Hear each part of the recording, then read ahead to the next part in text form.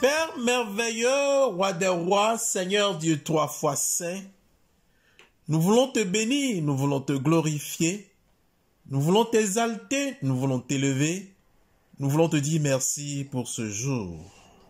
Merci pour ta grâce, ta bienveillance et ton autorité sous laquelle nous sommes en cœur levé ce matin.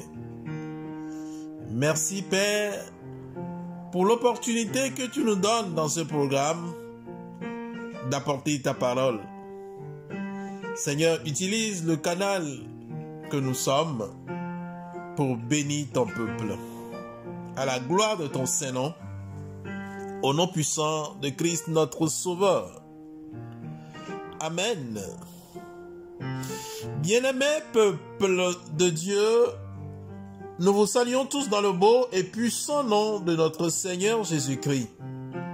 Nous voici à l'heure de notre émission biblique de partage intitulée « Bonne journée ».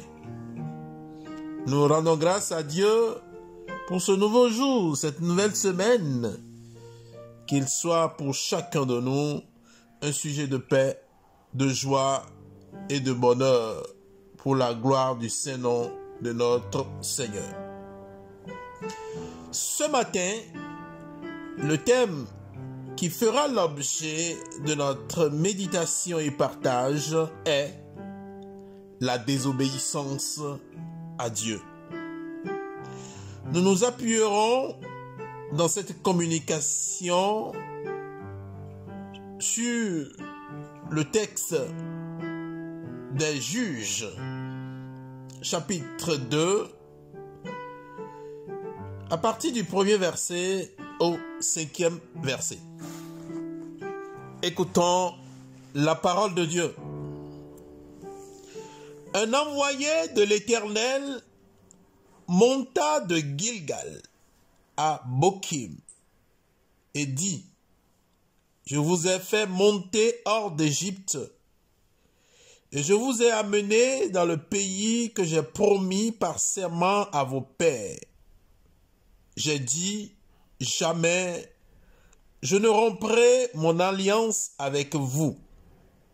Et vous ne conclurez pas d'alliance avec les habitants de ce pays. Vous renverserez leurs autels, mais vous n'avez pas écouté ma voix.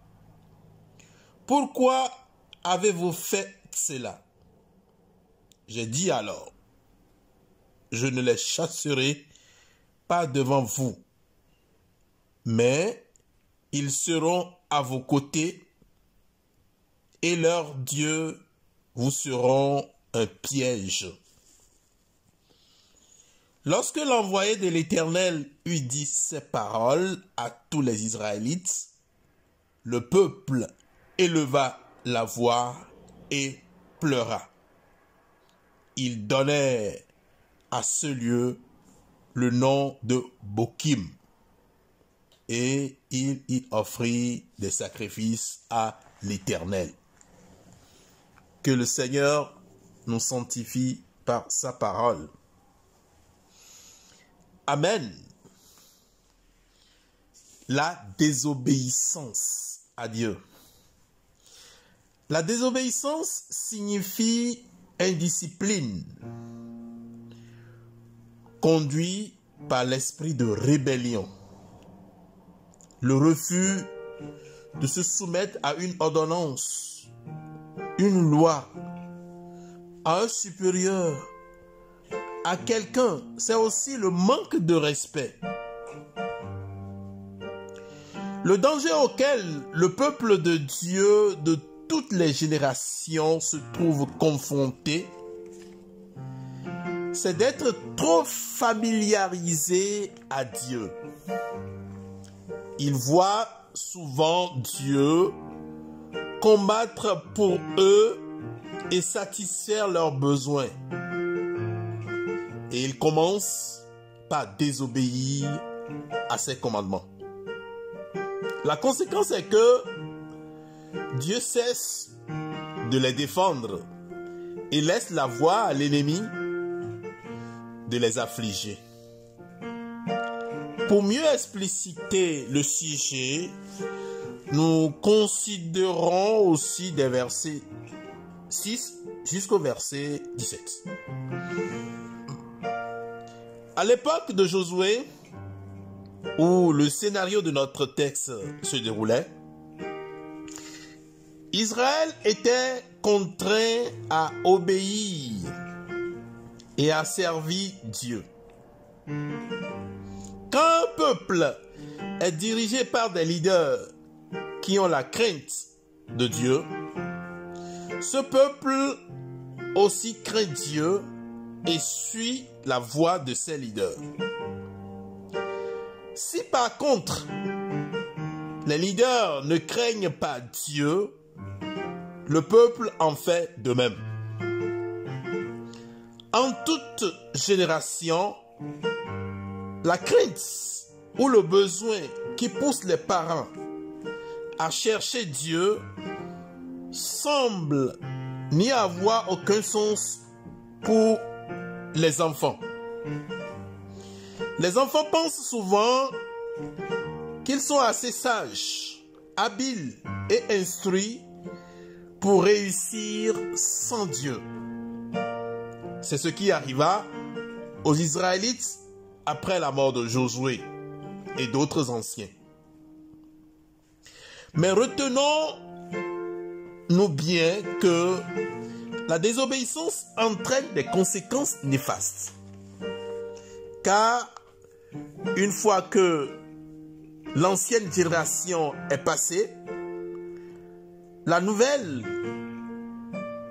s'est détournée de Dieu pour adorer des dieux étrangers sur la terre promise. Ce que nous voyons des versets 11 jusqu'au verset 17. Ces versets nous les relatent. C'est triste de voir les enfants des parents qui craignent Dieu se détourner de la foi pour servir les idoles de la mode, de l'argent et pour se livrer au plaisir du monde. Aujourd'hui, les réseaux sociaux délivrent tant de perversions alors les parents ont intérêt à suivre les enfants pour ne pas tomber dans les pièges de l'ennemi, dans la mesure où ils divulguent une autre forme d'adoration. Aucune couche sociale n'a de raison pour servir un autre Dieu que Jéhovah. En servant les idoles, on devient ennemi de Dieu. C'est ainsi que Dieu s'est détourné des Israélites en permettant aux ennemis de les affliger. Verset 14. Par compassion, après une certaine période d'affliction, Dieu a envoyé quelqu'un pour les délivrer. Mais ceci n'a guère garanti leur engagement à Dieu. Sommes-nous trop familiarisés avec Dieu au point de ne plus le craindre? Pour les enfants d'Israël, les ennemis qu'ils auraient pu vaincre étaient devenus des épines qui les piquaient dans leur peau. De ce fait, ayons la crainte de l'Éternel. Soumettons-nous à lui.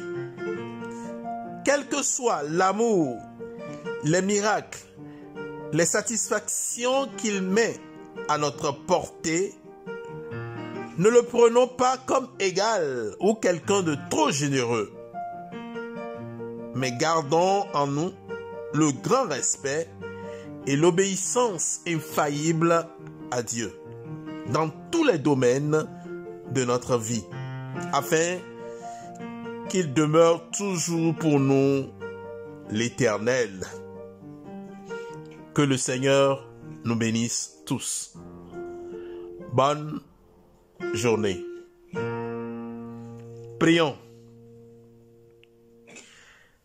Père céleste, Yahweh, notre Dieu, nous voulons te dire merci, Papa, pour le message.